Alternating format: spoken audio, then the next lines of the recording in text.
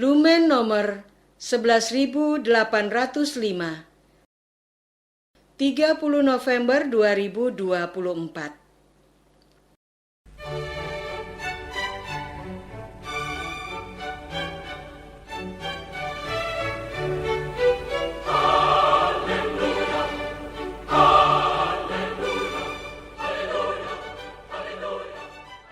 Saudara pendengar di segenap penjuru tanah air, selamat bergabung dengan Lumen Indonesia. Lumen Indonesia siap melayani Anda setiap hari. Saudara terkasih, marilah kita bersatu dalam Tuhan kita Yesus Kristus yang tidak berubah dahulu, sekarang, dan selama-lamanya. Allah Sang Maha Rahim mengasihi dan menerima sebagaimana adanya kita. Allah Bapa kita di surga senantiasa bersedia menolong, menghibur, dan meneguhkan kita dalam menghadapi segala permasalahan hidup sehari-hari.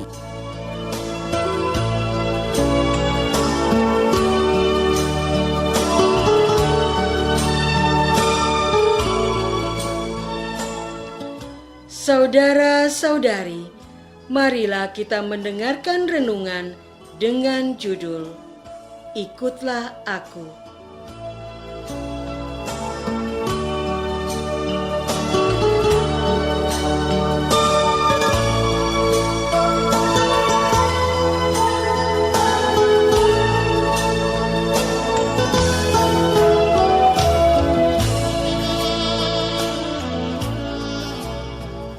Yang berdasarkan pada Injil Matius bab 4 ayat 19.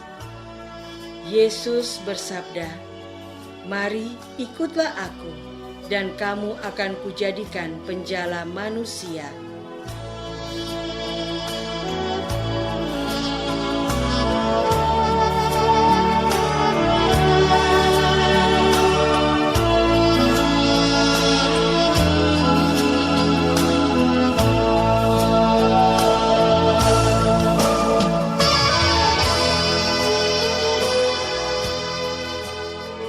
Dalam nama Bapa dan Putra dan Roh Kudus. Amin.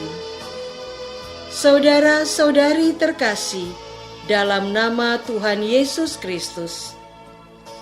Pada suatu ketika, Yesus sedang berjalan menyusur danau Galilea.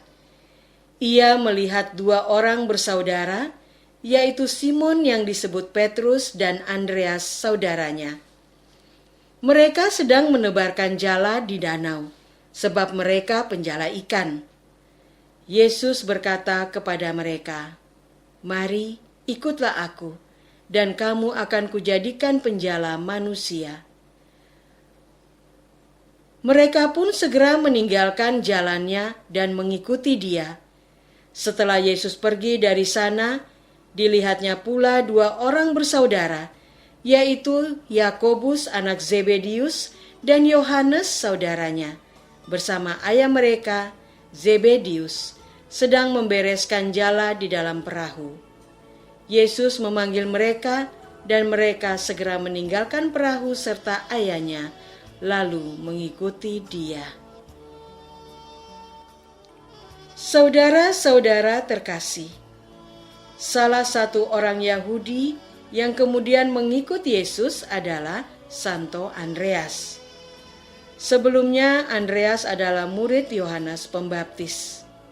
Karena Yohanes mengatakan kepada para muridnya bahwa Yesus adalah anak domba Allah yang dinantikan Israel, Andreas kemudian mengikuti dan menjadi murid Yesus.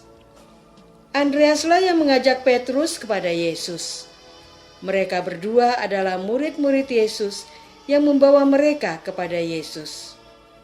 Andreas yang membawa seorang anak lelaki kecil kepada Yesus karena memiliki 5 roti dan 2 ikan, di mana Yesus akan membuat mujizat penggandaan roti kepada 5.000 orang.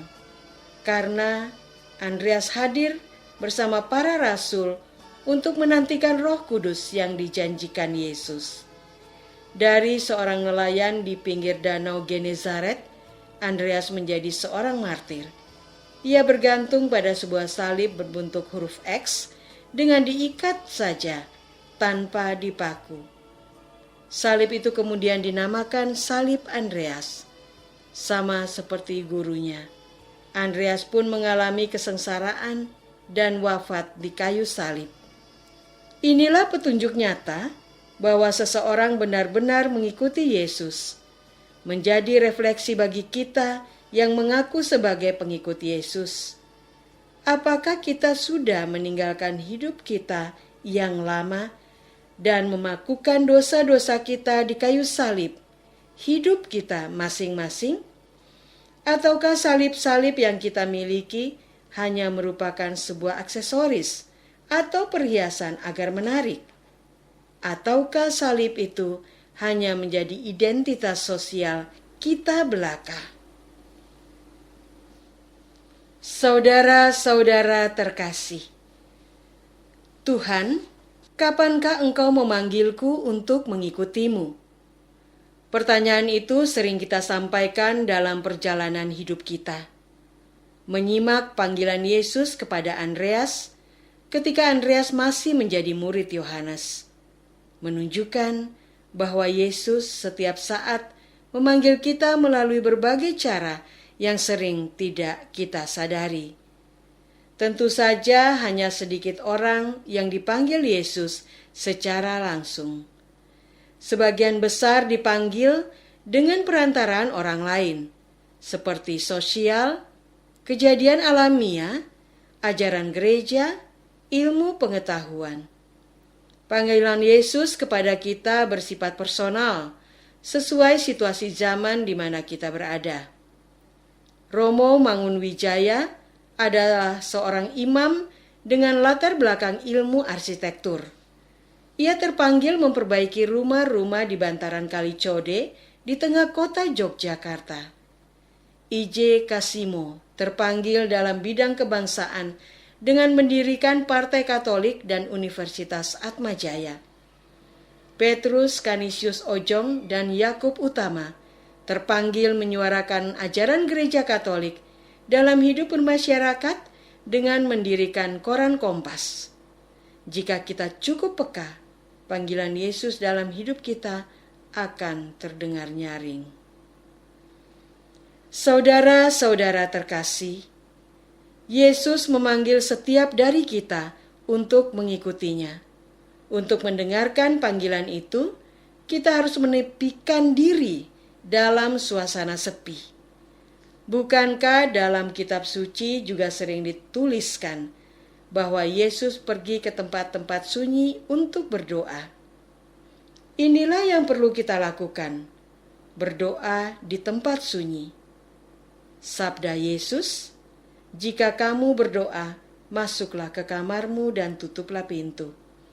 Kita tidak perlu lagi pergi ke gunung, hutan, padang pasir, gua untuk bertapa seperti pada masa-masa lampau. Kita tidak perlu hidup di ruangan tertutup rapat. Yesus juga memanggil dalam kehidupan kita sehari-hari, di antara perjalanan kita, di antara kesibukan menyelesaikan tugas, di antara percakapan dengan beberapa orang. Jadi, apa yang dimaksud dengan tempat sunyi dan dengan berdoa? Berdoa di tempat sunyi tidak harus meninggalkan keramaian duniawi, tetapi dengan membuka mata iman kita bahwa Yesus bisa memanggil kita kapanpun, dengan cara apapun, untuk tujuan apapun. Apakah di pagi hari kita bersyukur kepada Tuhan? Apakah di perjalanan kita memohon keselamatan? Apakah kita bekerja, kita memohon bantuan Roh Kudus? Apakah ketika menerima uang dari pekerjaan, kita mensyukurinya?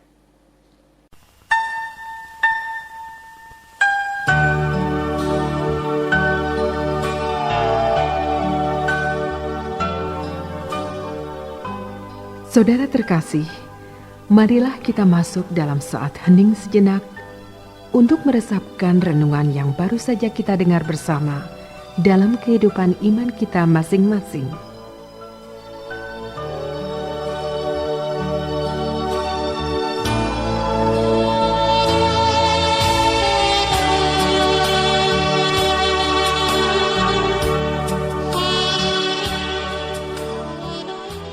apakah kita lebih menyibukkan diri dengan kenikmatan hidup kita?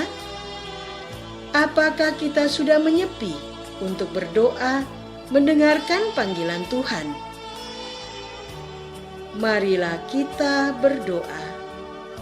Ya Tuhan, Engkau selalu memanggil kami dalam berbagai waktu dan tempat. Namun kami lebih menikmati hidup duniawi kami. Utuslah Roh Kudus-Mu agar hati kami semakin peka dengan panggilan-Mu. Engkaulah Tuhan kami yang hidup dan berkuasa kini dan sepanjang masa. Amin. Semoga kita semua selalu dinaungi dan dibimbing oleh berkat Allah yang Maha Kuasa, dalam nama Bapa dan Putra dan Roh Kudus. Amin.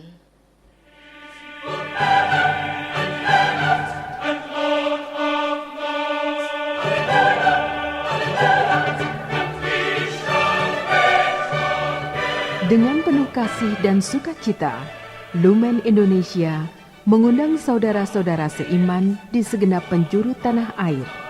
Sekiranya ada tanggapan ataupun saran, kirimkan surat Anda ke Lumen Indonesia. Terima kasih atas perhatian Anda. Sampai berjumpa lagi dengan Lumen Indonesia pada waktu dan gelombang yang sama esok hari.